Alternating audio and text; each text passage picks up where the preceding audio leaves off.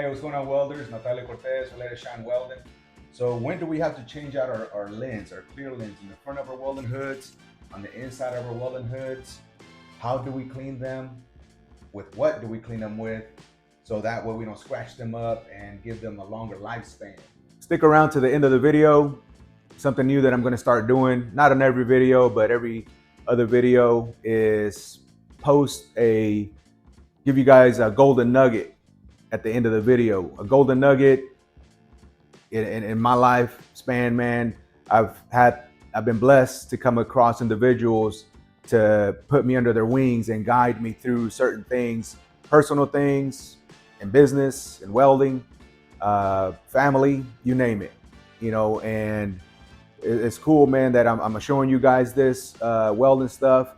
But I also want to give you guys those golden nuggets that I've had the privilege, blessing to receive, that have helped me out throughout my life, man, get through the hard times, the good times, the bad times. And so I just want to share those with you guys, and hopefully it helps somebody out there the way that they've helped me out. And all I ask, man, is that you do the same thing for somebody else and reach down, pick up the next person up along with y'all, man. So appreciate it. Blessings. So it really depends on the welding process that we're doing. If we're doing TIG welding, which does not produce a lot of smoke, this can last us quite a while. If anything, you'll get some dust particles on there, metal particles on there, and you have to wipe those off from time to time. But even with that, you definitely don't want to use your welding shirts, your cotton shirts. With sunglasses, if you have sunglasses, I have this polyester wipe, which you can use. Anything you use, you want to put a light pressure on it. You don't want to clean it off like your sunglasses, because you will scratch the clear lens. Not sure if you guys can see here, but if I put on quite a bit of pressure, it definitely starts to smear it and scratch it up. All right, so you want to use light pressure. The process that produces the highest plum smoke is flux core welding. The next one will be stick welding, 60-10, 70-18. And if you're leaning over, welding on a 1G, even a 2G position, that smog still gets to your welding hood. And y'all can see the difference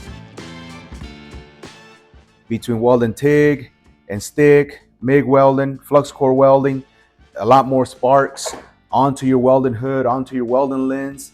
And like I mentioned earlier, you don't want to use your welding shirt. It'll clean it off. Not really. It'll smear the whatever's on there more. That's why I highly suggest you guys use the lens wipes. The lens wipes work perfectly to get you a little bit more life span on it, a few more welds to finish a weld. But once you start getting into that phase, you definitely want to change it out. And even if I use my polyester wipe here, it's not going to be enough.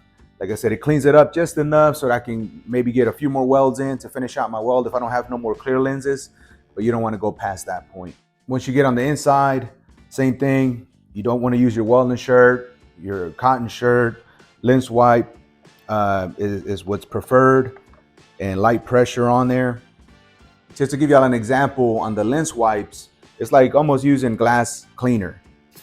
The lens wipe is already moist, so it acts like a glass cleaner, and without putting too much pressure on, that's all you need to get you a little bit more lifespan on your clear lenses. So what it comes down to is what process we're using. If we're using TIG welding, we're gonna have a longer lifespan. If we're using stick, MIG, flux core, anything that creates a lot more sparks, a lot more smoke, then we're gonna have a shorter lifespan. So we're probably gonna have to clean them up at least every day before we start our shift, and maybe after so many welds. But you're gonna be the one that has to look at your clear lens, your hood, and determine, all right, I got a few more wipes, cleans on the outside and inside, because it takes all the smoke, all the sparks, versus the inside one, it just gets smoked up. So over time, or dust on it. So you're gonna have to wipe that one down a lot less than the front one. So if anything, you'll change this one out maybe 2 or 3 times versus this one time in between that. You're about to take a weld test, man. You definitely want to have new lenses, clear lenses for the front, the inside. Something I didn't talk about earlier was your safety glasses. Safety glasses, clear, bright, dark, shaded. So that's also important whenever you're doing your specific welds and specifically getting ready for a weld test. So if it comes down to a weld test, or when it comes down to a weld test, make sure you have clear lenses and the right set of safety glasses. Hope this video helped you guys out. Don't forget to like, comment, share the video, subscribe. Let it shine, baby. Thank you guys for sticking around to the end of the video. Hope this message helps somebody in need out there. God bless. Have you ever came across somebody that you see that they're going through something, a hard time, sad time, and you see them, but you see them in a way where, like, man, I've been through that. I feel you. I know what you're going through. I know what you're thinking. And man, I want to help you. And this is what I did to get through that time, sad time, hard time. And you help them out. You know, you have a talk, share your experience, what you did. And they come out feeling better about whatever situation, or vice versa. You know, you're going through something and you have an individual show up, talk to you about what you're going through. And you kind of give them that look like, man, you've been what I've been through. But at the end of it, you know, you come out feeling better, relieved, like, all right, I got this, I can do this. And you come from that negative feeling to a positive, good feeling, going about your day and take care of what you need to take care of. And this is what, you know, this time is about. Those golden nuggets are, you know, times that I've came across individuals, books that I've read, things that I studied, and, you know, guidance just that I've received, man, that has helped me get through those bad times, sad times, hard times, and to share the good times. Like I mentioned earlier, I love what I do, man. Welding is my passion. The other part of what I love doing is instructing, teaching, just passing down that knowledge. And same thing with this. Some of the questions that I had coming up, like, man, how did that individual get in the position that he's at, she's at? What did they do differently that I'm not doing? So I just want to share some of that with you guys, and prayers and hopes that it touches somebody out there in need.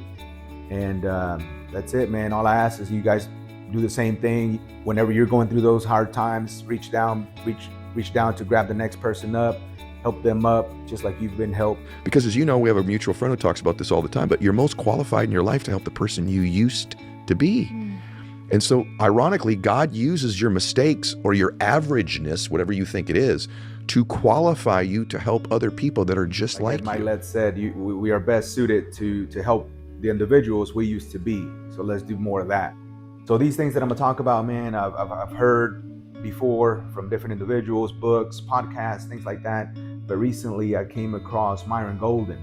He talks about things like this, and in such a way he explains it in a way where I understood it a lot better. And so I'm gonna share that with y'all. So what are your thoughts on all these things? You know, and I started off with money because money's on everybody's mind, you know.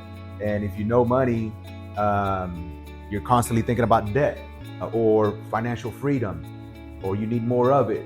You want to help, you know, somebody with it. So what are your thoughts on money? What are your thoughts on love? What do you think about love, relationships with friends, family, your significant other, family, the Bible, right? What are your thoughts on the Bible? To be honest with you guys, man, I used to be that individual that I tried to read the Bible, I tried to study it, and I would just tell myself, as soon as I started reading, like, man, I don't understand what I'm reading.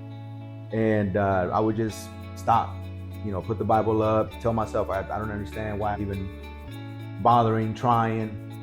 So I used to be that individual, you know, with my thoughts on the Bible. Career-wise, you know, we're constantly thinking like, man, am I in the right place? You see other people doing bigger things, better things, blowing up, you know, becoming millionaires and wealthy and this and that. You're like, man, am I doing something wrong? You know, what are your thoughts on your career? Debt, we talked about that earlier. Faith, you know, what are your thoughts on faith? speaking about myself, I work on my faith daily, and my faith is tested daily. But what are your thoughts on faith and hope?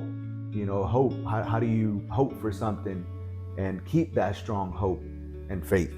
I can go in a lot more debt and all of these and more. But what it boils down to, man, is our thoughts. However we think about these things and more is a result of this. The life you are living right now is a direct result of your beliefs you have right now about all these things and more.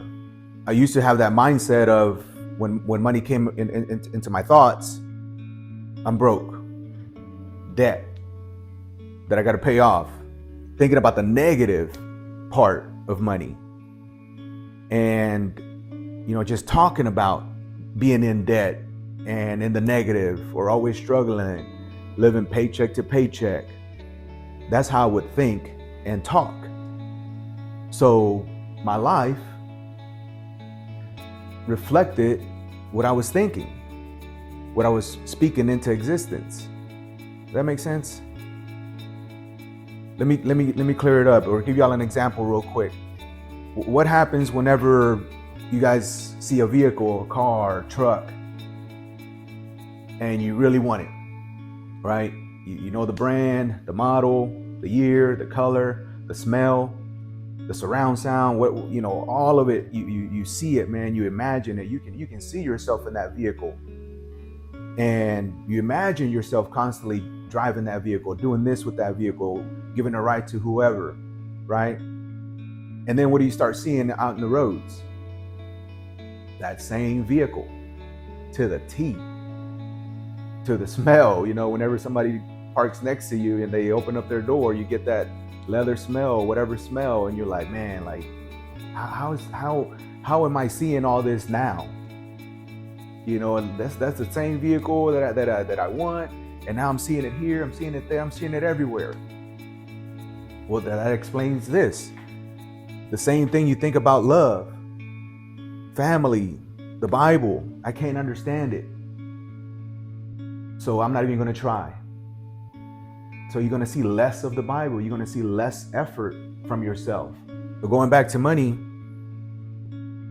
now I don't think of living paycheck to paycheck or being in debt. It still comes across my mind, right? Hard times still come, but I have a different mindset of it. Instead of saying like, dang, man, we're broke, we can't do that. Now I say, all right, how can we get that money to be able to do that? I don't have that right now, but I'm going to get it, right? You're setting yourself up so that just like that car or vehicle that you want, I don't know how I'm going to get it, but I'm going to get it. And certain things start popping up, new job opportunities, a pay raise, a side job. Something comes up where you're like, man, like all this is coming together, right? So same thing here. The way you think about things, this and more, that's how your life will reflect what you think and feel. The negative is always going to be there. The bad is always going to be there. But we can change that. We can change the way we think about it. And I'm sure you guys have heard about, you tell a lie so many times to yourself, eventually you're going to believe it. Is it worth telling yourself a lie that will help you get through that situation a little bit easier maybe? If you never tried it, try it. That's something that I had a little bit of hard time doing at first, lying to myself, telling myself this and that. But in my experience, it's worked. Like I mentioned earlier, they still happen, they still come, man. But I have the tools now, God's word, to help me get through those things. What are we speaking to ourselves? Do we even look at ourselves in the mirror and tell ourselves good things? What are your thoughts that come through your mind, man? And how do you handle those thoughts? Do you know how to handle those thoughts? Hopefully you guys follow Millet, Myron Golden, and there's a whole bunch of other guys, man, and individuals that I listen to and study with. So I hope this helped somebody out there, I'm just blessed and thankful, man, to be able to do this. So that's why I'm doing it. All right. So God bless. Let it shine, baby.